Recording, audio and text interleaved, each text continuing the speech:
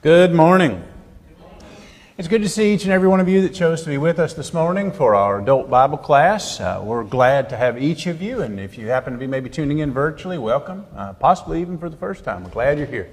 We are in a series of lessons that we started a few weeks ago, not very long ago, looking at the book of James. So if you have your Bible, I'd encourage you to turn over to the book of James, or if you don't have your Bible, there should be one on the pew right there in front of you. And we have been mainly, over the last couple of weeks, dealing with some introductory matters and the first few sections of chapter 1. As I've mentioned with the book of James, and you likely know from your own studies, it's difficult to outline the book. A lot of different subject matters, or much like the book of Proverbs, we'll move from one subject to the other. We might just deal with an issue in a few verses and then move to another issue. And so we're not going to have an outline per se, but just kind of work our way through some of these different themes or subject matters within the book. Most recently, we've been under the heading that I've titled Enduring Temptation. A very familiar section is probably verse 12 through 14, and so we'll deal with some of those. We began that discussion last week, noting that everyone is tempted. He says in verse 12, "Blessed is the man who endures temptation." Now, when he has done that and been approved, we're told, he will receive the crown of life. It goes on to say in verse 14 that each one of us is tempted. And that's the first point I make. Everyone is tempted. No one is immune. If we go back to verse 13, a very important point, "Let no one say when he is tempted, I am tempted by God. For God cannot be tempted by evil, nor does he himself tempt anyone with evil." The point that I made last week, and this is about where we stopped, if memory serves me, is that everyone will face temptation and no one is immune. As long as we are in the flesh, we will have the temptations that go with being in the flesh. And so we see that even in the example of Jesus, who took on flesh and was a partaker in the flesh and suffered temptation. And so we mentioned that as a universal experience for everyone to face and endure temptation. Now, those temptations might be unique or tailored to you, or certain things that you might be tempted by, I might not be, and vice versa. They can be tailored to us. The consideration on the part of our tempter, it's not God who is tempting us, but we do indeed have a tempter who is making an effort to consider what will be our means of enticement. So this crown of approval is discussed. We know that we are running in a race, and we're to run in such a way that we will obtain the crown. Not like the Olympic Games of Athens, where in ancient Greece there was this perishable crown, but that we have a crown that is perpetual, eternal, doesn't perish. And that we are to discipline ourselves and to exercise self-control and temperance. We see this discussion, it's probably familiar to us in 1 Corinthians 9. Or we might think of Paul's statements, where he talked about how he had fought the good fight and finished the race and kept the faith, and that he mentioned, finally, there is laid up for me this crown, this accomplishment, this culmination, this prize, if you will. In other words, every competition you could think of where there was a concerted effort on either an individual or a team, there was some award at the end. When you run a marathon, the winner gets an award. When you go to the Olympics, we had on TV recently, you win awards. You have 3 tiers in that particular event. It doesn't matter what you think of. If it's boxing, there's a championship belt. Anything. If you go to the Super Bowl, they win a trophy. I mean, even in Little League, you win a trophy. The idea is that that's your prize, so to speak. And so there's this reminder that our prize is once we have endured this time of trial and testing and temptation. I already alluded to the fact that we don't blame God for this being the process of endurance, but this is the reality of a tempter, who we've spoken of quite often. In fact, this past Wednesday night, the devil was the subject matter as we're dealing with villains from the Bible. And then there's this reminder as we drop down to verse 16, after we have this discussion that we spoke about a little bit last week and have finished up a bit this morning. He reminds us in verse 16, "Do not be deceived." Now, this is a warning that we have often. We'll talk in just a minute about later in the chapter in verse 22, where he cautions you not to deceive yourself. Again, in verse 26 of this chapter, don't be deceived that you can be disingenuous and then be rewarded. We'll talk about those when we get to them. But the point I'm making is there's a lot of warning about the potential to be deceived. There is a tempter. There is a tendency on the part of individuals to convince themselves of certain lies as if they were truths.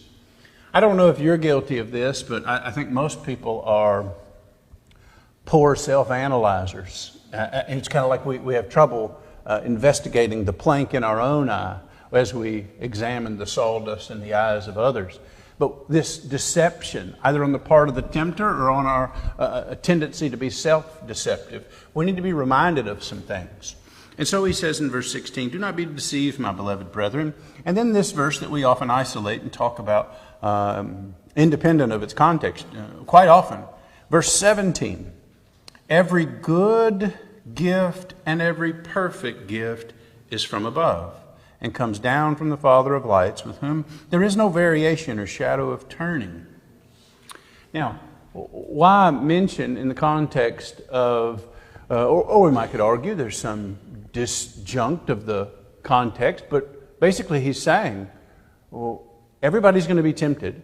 When you have completed this process and endured the tempting of the tempter, then you are rewarded with a crown. And then he says, do not be deceived. The good gifts are from above. Now, why mention that? If it's within the context of this overall subject, which I guess I'm arguing that it is, not dogmatically, but I'm arguing that it is, the good and perfect gifts are in contrast to other things that you might deceive yourself as believing are good and perfect gifts. What do I mean? All right, can I get a volunteer to read for us Luke 4 and verse 6? We looked at this recently in the Wednesday night class as we've been talking about the devil. Will somebody read this? This is Luke's account of the temptation of Jesus. And verse 6 of Luke 4, I think is noteworthy in this discussion. Will somebody read that for us? And said to him, to you I will give all this authority and their glory, for it has been delivered to me, and I will give it to whom I will. Now, we know in the context who's speaking. That's the devil. And what the devil is saying is, I have been given authority over all this stuff, the world, kingdoms, power, whatever we might think of, prestige, gifts, monetary value, and I can administer or give it to whomever I wish. That power, to be the God, little g, of this present age, or the prince of the power of the air, or the one whom has sway over the entire world. And so here he's saying, I can give this to you. There's a very popular notion, and I don't know how much you follow it or are familiar with it, but there are different names for it. You know, the secret, the law of attraction, name it and claim it.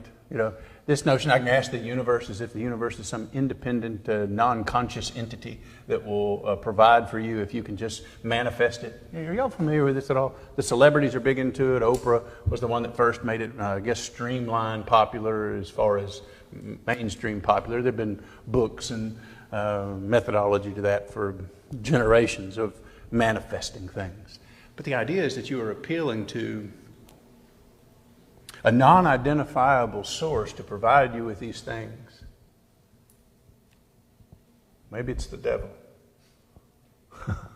The idea, the notion that you can do this is very popular in our society, but here's this reminder, all these things are at my disposal, and I've been delegated authority over all these things, and I can give them to who I wish. And what we think is, I got this thing in life, or this thing I've been wanting, or this job promotion, or this, I don't know, prowess, or prestige, or position, and what a blessing. Well, let's be careful that we don't miss that. This might be a deception and a distraction, because the good and perfect gifts can be directly associated with God. Like, how often do we look at these things that, like a new car or a new job or a job promotion or monetary things versus a peace that passes understanding? Now, the peace that passes understanding comes from God. We talked about that recently.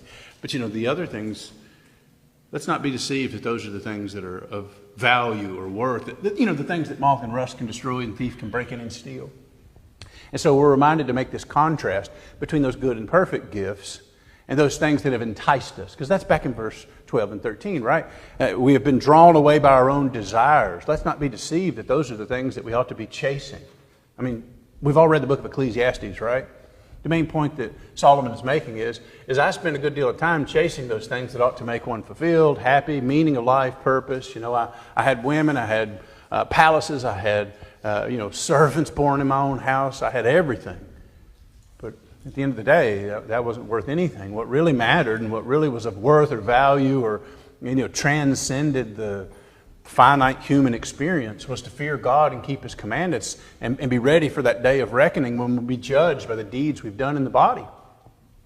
And so there's part of that reminder in terms of the temptation and the world we live in and the flesh and the spirit and the distinction between the temporal and the eternal. All right, those are a few of my thoughts or comments on this section I've headed Enduring Temptation. Your questions, comments, thoughts?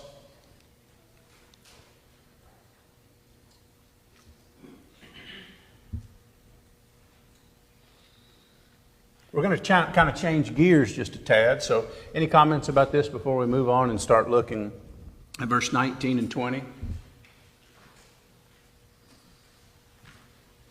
I've titled this little section that we're going to look at as we look at verse 19 and beyond and work our way kind of steadily through the chapter, because I have a rather ambitious goal to get to this section of chapter 2 that makes up about 13 verses, and maybe even see if we can handle a big percentage of that this morning. So we're going to go kind of quickly on these familiar verses under this heading that I've called What Every Man Should Do. The first thing that we see is a very familiar verse. Look at verse 19 and 20.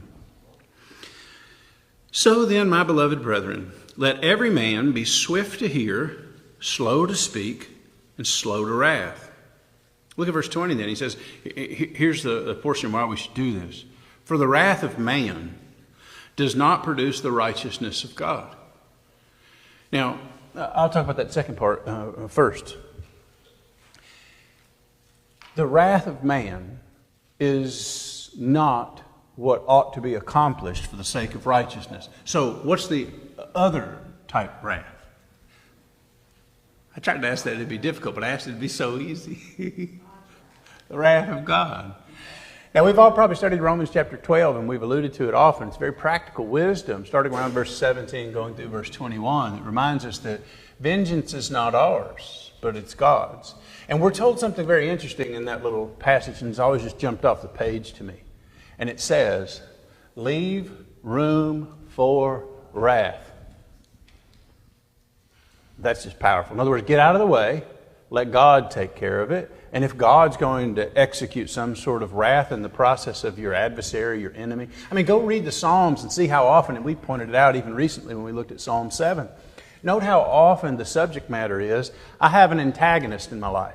I have an adversary. I have an enemy. I have somebody that wants to see me fail, or, I just have that. And maybe you have that in your boss. Maybe you have that in some extended family member, your coworker, classmate, whatever.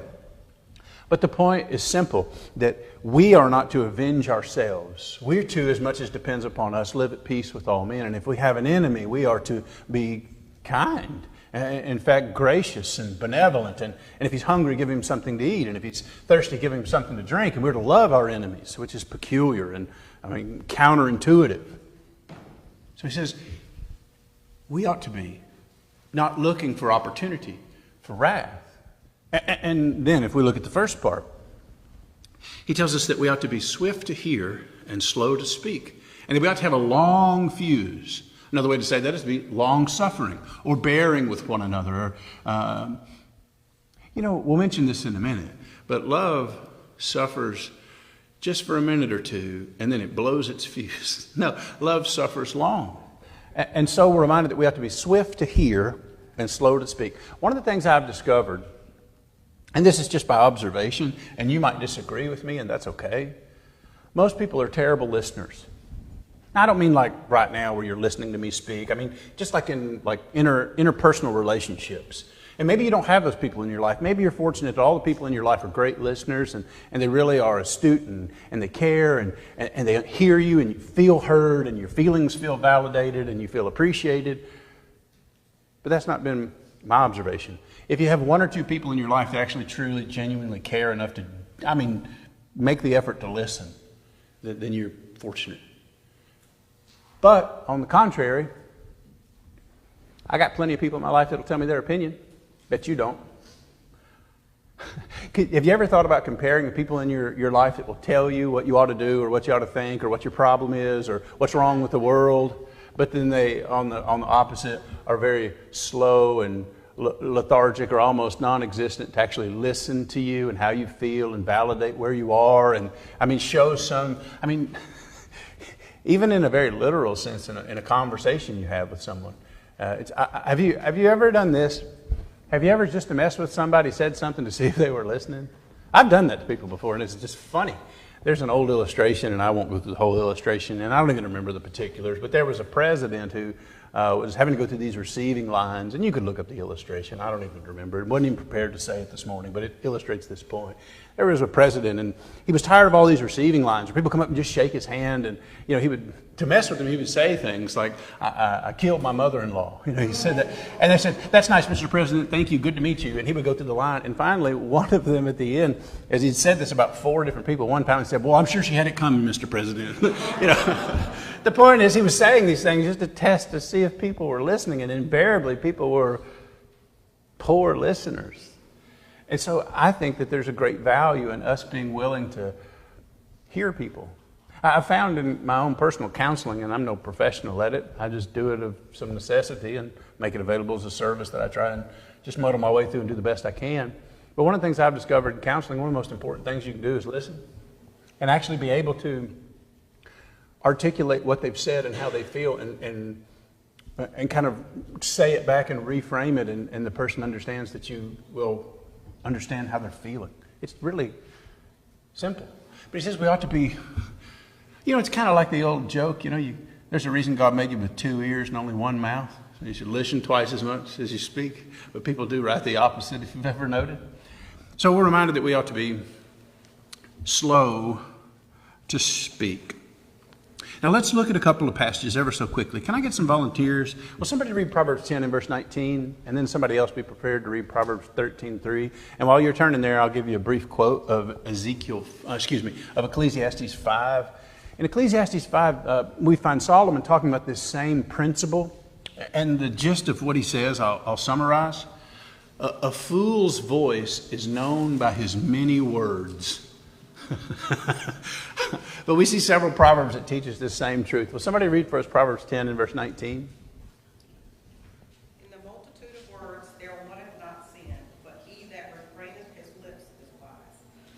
Wisdom comes in discipline, self-control, and thinking through what you're going to say and appreciating how it might be received. That's wisdom. We also see another proverb that says something similar. Will somebody read Proverbs 13:3? He who guards his mouth preserves his life, but he who opens wide his lips shall have destruction. So there's trouble, peril, difficulty, hardship that comes if you are not restraining, or a common term used in Proverbs is guarding. In other words, who has the responsibility to guard your tongue? You do. You're in complete and utter control. And we'll have a lot to say about the tongue, or James will, when we get over to chapter 3, and we won't deal with all those. But we have this obligation to be, as verse 19 says, swift to hear and slow to speak and slow to wrath. Now, then we look at verse 21, and I've kind of headed this because these are kind of like... I just think the greatest comparison I've ever heard, it's kind of like the Proverbs. You just have one proverb and then another, and we change subject matter a lot. And so he says, therefore lay aside all filthiness and overflow of wickedness, and receive with meekness the implanted word which is able to save your souls. So what should every man do? Well, be swift to hear, slow to speak, slow to wrath. And they ought to lay certain things aside that were part of their old life. Now you remember these admonitions and instructions repeatedly, right? The old man with his deeds, put off the old man and put off these things. And you can find the list in Ephesians. You can find the list in Colossians. There's a lot of lists of things we are to lay aside. But the idea is that those are not part of our Christian life. Those are part of things that we ought to discard or set to the side. You might think of the occasion when they laid their clothes at the feet of a young man named Saul. It's the idea that you kind of lay it to the side. I'm not going to wear this this afternoon when I get home. I mean, this is for y'all. I mean, I don't wear this around the house. This will come right off as soon as I get home, guarantee you. And I'll lay it to the side. And the idea is that as a Christian, there's a lot of things that we lay to the side. We are to get those besetting things off of us so that we can run that race with endurance. In other words, it will stagnate our growth, our incremental improvements, our advancing, our progress. He also says, again, do not deceive yourself. And in this particular very familiar section, he says that deception is, and you've read these verses before, we won't go back and reread them, but you can. The deception here that's of concern is that you're a hearer of the word and not a doer. In other words, you hear it, you can quote it, you stitched it on a pillow. I mean, you got it stitched in what do they call that? Crochet, in a embroidery on a frame. You got it on a plaque at your office. You could quote it, but you just hear it and don't apply it. Now, I appreciate that the application is the most difficult part, and nobody can do it perfectly, and there are issues with our consistency to apply it. But what he's saying is, you're like one who knows it but doesn't do it. And what you're doing is you're deceiving yourself by quoting it, let's say. Or you're deceiving yourself by knowing, for example, that you should love your enemy, but you don't. Right? Just as one example. But the idea is simple. It's a deception that we're better off than we really are. We give a flattering view of self. It's kind of like we have the Pharisee and the tax collector who went up to pray in that familiar section of Luke 18. And what did he have, the Pharisee? A very flattering view of himself. Well, here's all the things I do, and God pretty much owes it to me, to be right with Him. But he didn't see the glaring issue. If you want to know what the glaring issue was, read Matthew 23. That's where Jesus just basically says, y'all are a bunch of hypocrites, and on the outside you look very religious, but you haven't given attention to what's on the inside. And so don't deceive yourself. The Pharisees had. They deceived themselves that, I'm there every time the doors are open, and I do this, that, and the other. Okay, well, don't be deceived that you know the verses, but you're not applying them. And then we have this reminder of controlling our tongue. Now, we'll have a lot more to say about this when we get to chapter 3. I'm really kind of hastening to this real practical section of chapter 2 in just a second. But he says, if anyone among you thinks he is religious and does not bridle his tongue, listen, but deceives his own heart, this one's religion is useless. In other words, he has devotion, loyalty. He shows up every time he's supposed to at the prescribed occasions, at the prescribed places, and goes through the motions, but he hasn't exercised enough self-control not to allow his tongue to sin. And here's this warning that he has deceived himself.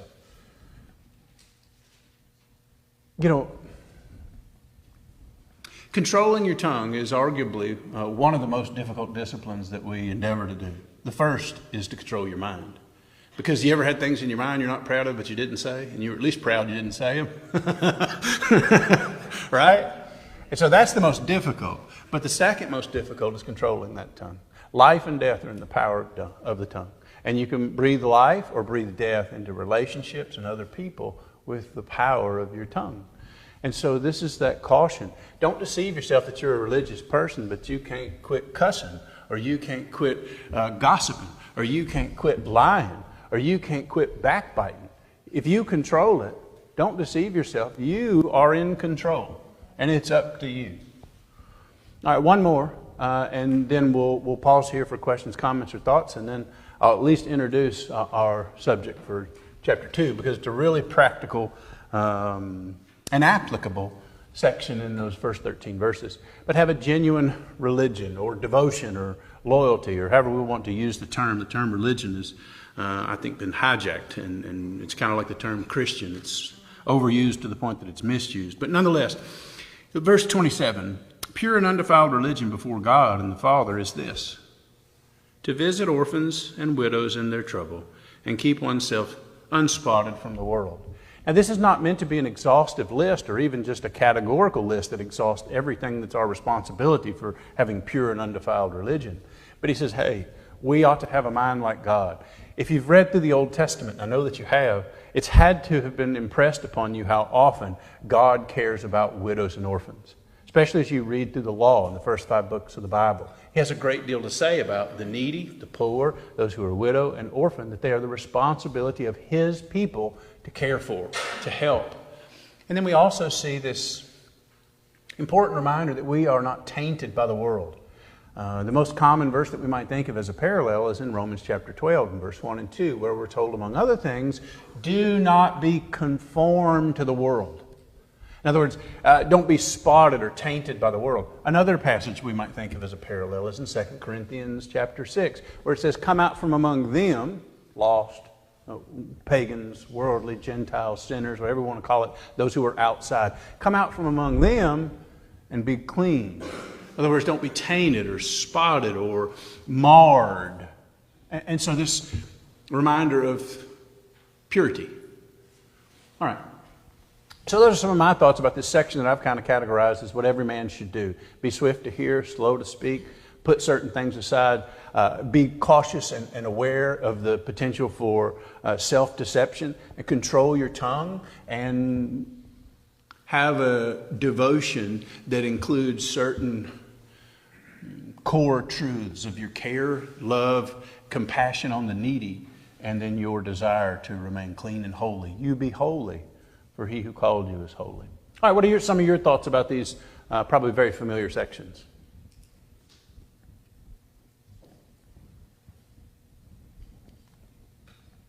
You're excited about getting to chapter 2 also, right? I would just make a comment that Sure. It's very grounding and brings you back to square one. That's all, but not. Yeah, it's been said, and I mentioned this in the introduction, and I didn't say it, and I don't know who to attribute it to because several people have said it, but it's the Christian's Book of Proverbs or the Christian's Practical Guidebook. Those are some monikers or subtitles that scholars or commentators have given to the book of James. It's very practical. It's just some nuts and bolts, common sense. It's kind of a, if you think about some of the very practical things that Paul or Peter said in some of their epistles, it's taking some of those same informations and kind of putting them down in little bite-sized snippets, and then we have a lot of very practical, simple information. All right, so let's talk about the sin of partiality. That's the first 13 verses of chapter 2. It's a bit of a, changing of subject, so to speak. And he's going to deal with a similar issue that he's brought up before. We mentioned when we look back in chapter 1 at verse 9 through verse 11. And you'll remember this is the distinction or inequality of the rich and the poor. You'll always have the poor among you. But one thing that's true is you'll always have the rich among you, or at least by comparison. And the idea is that a congregation of people will invariably be made up of those who have inequalities of their financial or social status for a variety of reasons. And I'm not here to dissect the reasons. But the point is that those inequalities or discrepancies in either social standing, education level, talents, gifts, privileges, opportunities, or financial prowess, whatever we want to call it, those discrepancies will be in perpetuity as long as the church is here on earth. There'll be those differences. So how do we manage those? How do we deal with those? And we dealt with that subject a little bit in chapter 1, verse 9 through 11. But now we get into that subject matter with a scenario.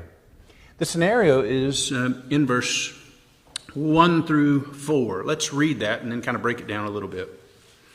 My brethren, do not hold the faith of our Lord Jesus Christ, the Lord of glory, with partiality. For if there should come into your assembly a man with gold rings and fine apparel, and there should also come in a poor man in filthy clothes, and you pay attention to the one wearing the fine clothes and say to him, you sit here in a good place, and say to the poor man, you stand there or sit here at my footstool? Have you not shown partiality among yourselves and become judges with evil thoughts? All right, so let's talk about this scenario.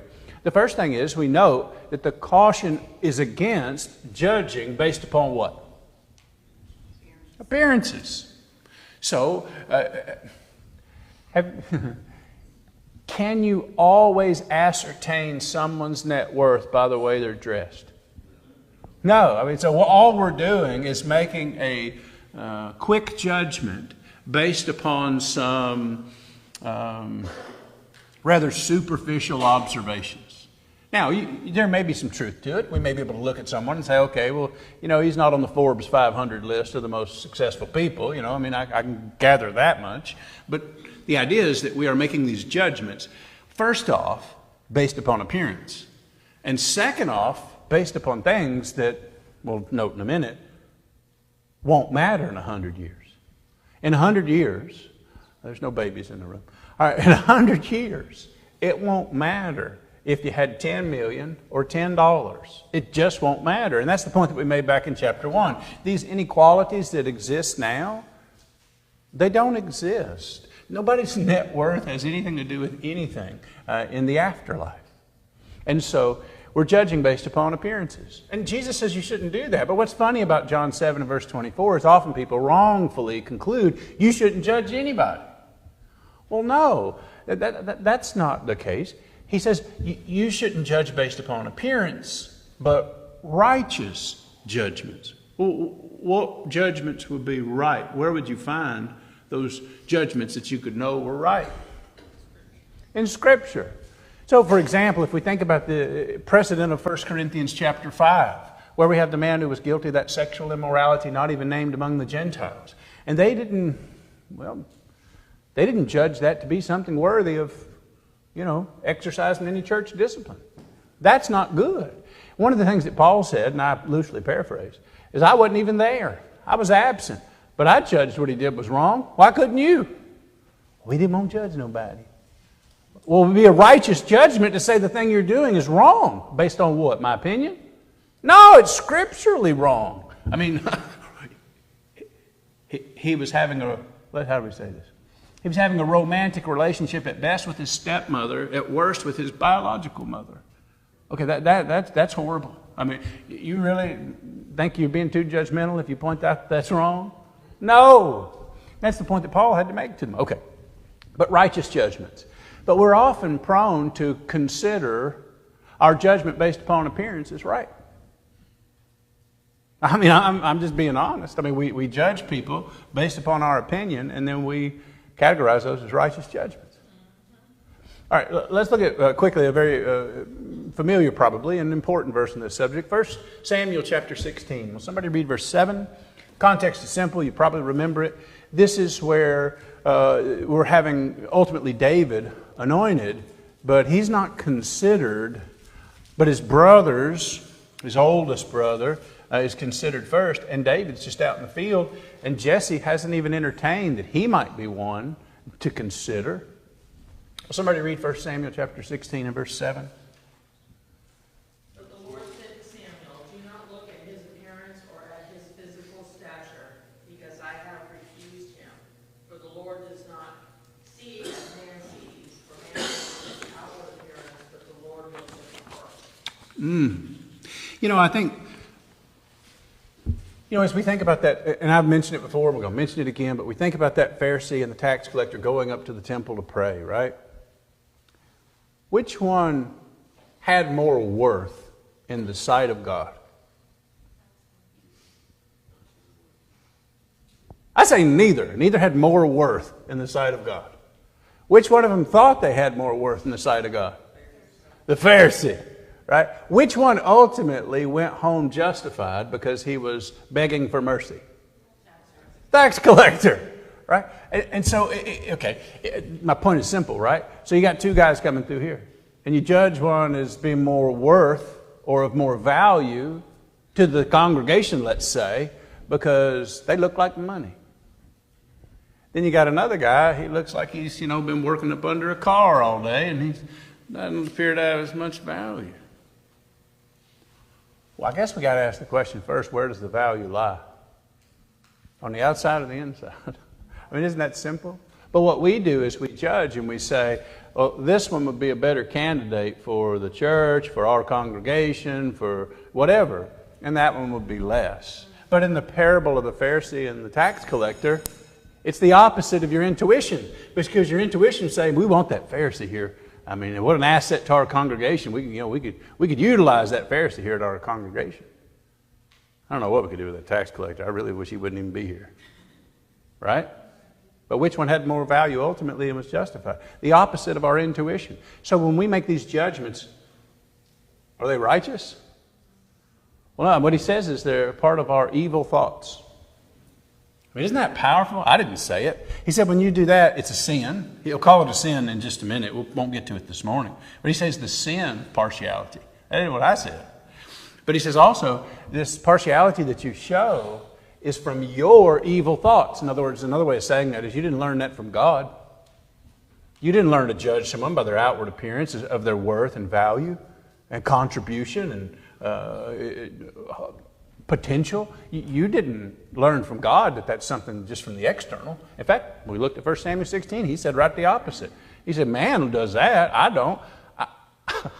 I know their motivations. I know the thoughts of their heart. I know everything about them. I know every intimate detail of every thought they've ever had. Remember Psalm 139? Although my thoughts are afar off, but God already knew them. So, our evil thoughts. I already alluded to Luke 18. We've talked about it a couple of times. I couldn't help myself. I went ahead and talked about the Pharisee and the tax collector. But there's another scene that's always impressed me about this topic. Will somebody read for us Luke 7 and verse 39? Probably all familiar with this context too. There was Jesus having a meal with a Pharisee. And in the midst of that, a woman comes in, begins to demonstrate her appreciation by crying all over Jesus' feet and anointing his feet with those tears in her hair. And then Jesus teaches a very important principle that because she had been forgiven so much, she was so appreciative and that love was expressed. But in the midst of that, the person who was having dinner with said this about Jesus. Will somebody read Luke 7:39? And he spake a parable unto them. I said it 39, I'm sorry.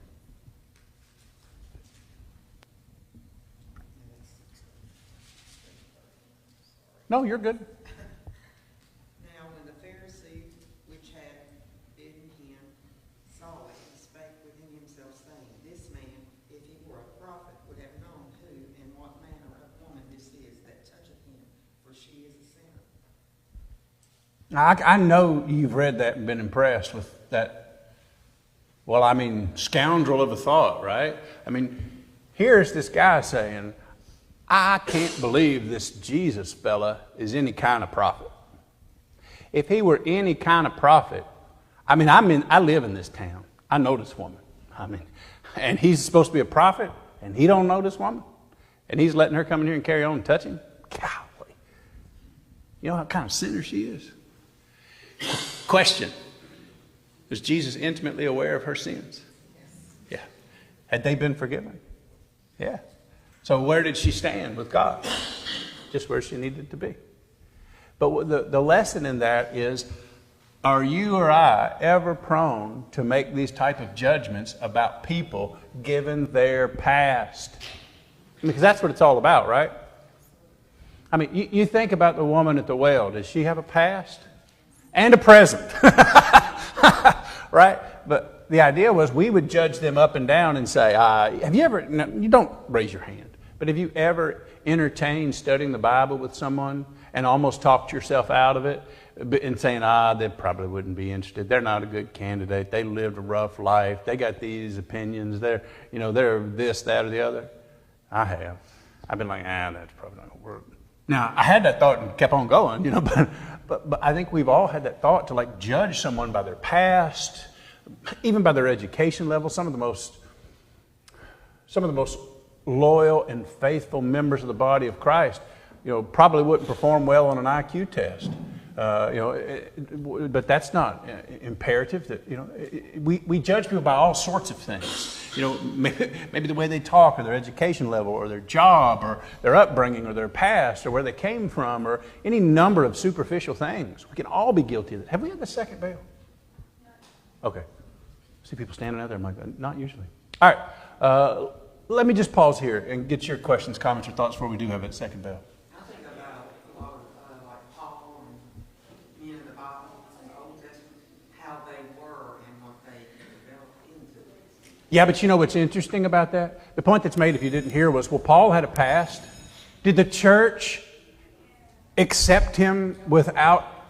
No, there were some, listen, there were some human tendencies to reject him initially.